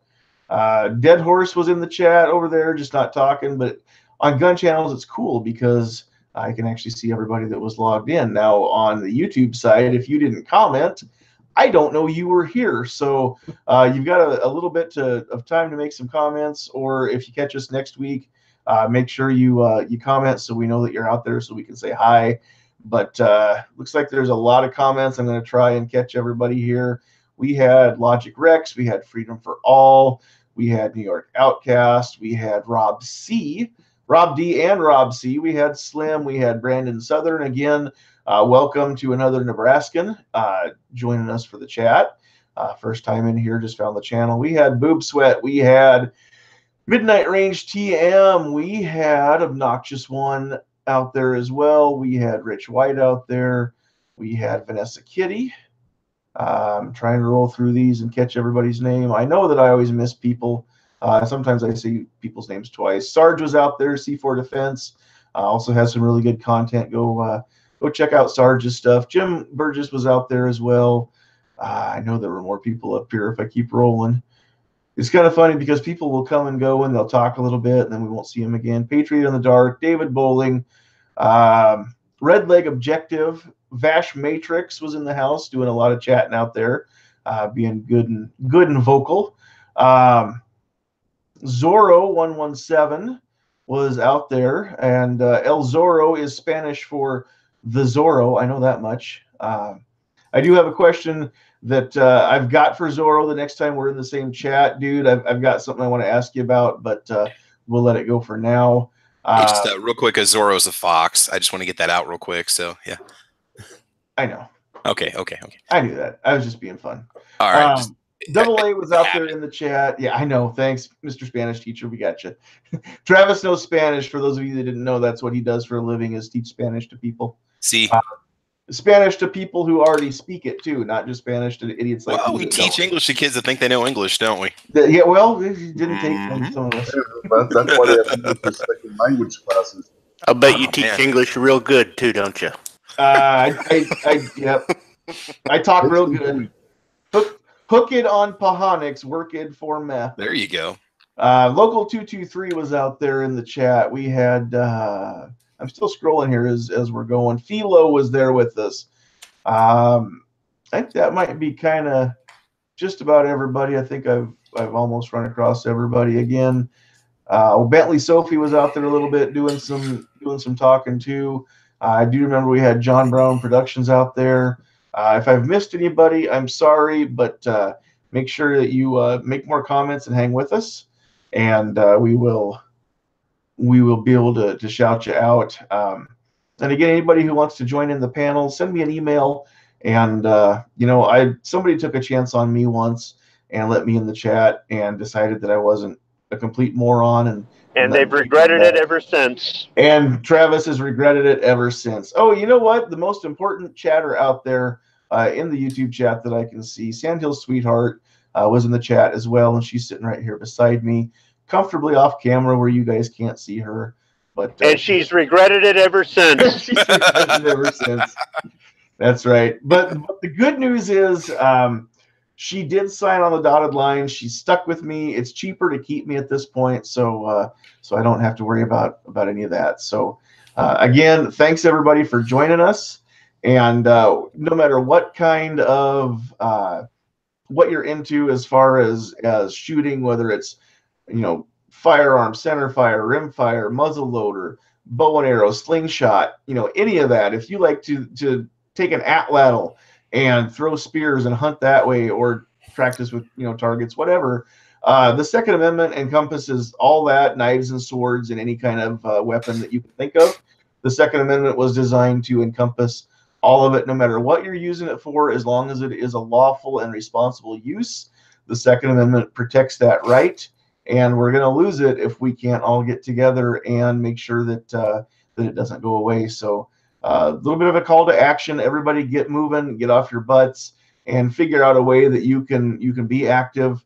And if you don't have any ideas, just reach out to somebody on gun channels and see what all options there are, because there's myriad options. We just have to find ones that work for us, right? So thanks everybody again for joining us. Catch us next week. And if you haven't done this yet, subscribe to the channel, click that notification bell. I do have some more videos that I plan on shooting here in the next week or two and getting out there. And again, guys, we've got the giveaway going. I'm going to let this go another week because I'm still waiting for the winner to come in. So get that logo made and send me a logo for 2A Tuesday, and I will shoot another reminder video and just explain that we're going to extend that here in the next day or two. Look for that. But I'll show you guys again all the prizes in that video. This is all the kind of cool stuff that you're going to get if you send me that logo that I decide and Sandhills Sweetheart decides with me that that's what we want to use for our 2A Tuesday chats moving forward. So thanks everybody that has submitted them. And if you submitted one and you want to keep going, go ahead and do that too. That's awesome. So with that, we will sign off for the night. We will say bye, Felicia. Adios, Felicia. In Spanish, adios, Felicia. Adios, Felicia. Te amo. Give him the bird. What else? Shall not be infringed. Shall not be infringed. Shall not be infringed. And you know what? I think I'm going to start ending more chats with this one too. So not one more inch.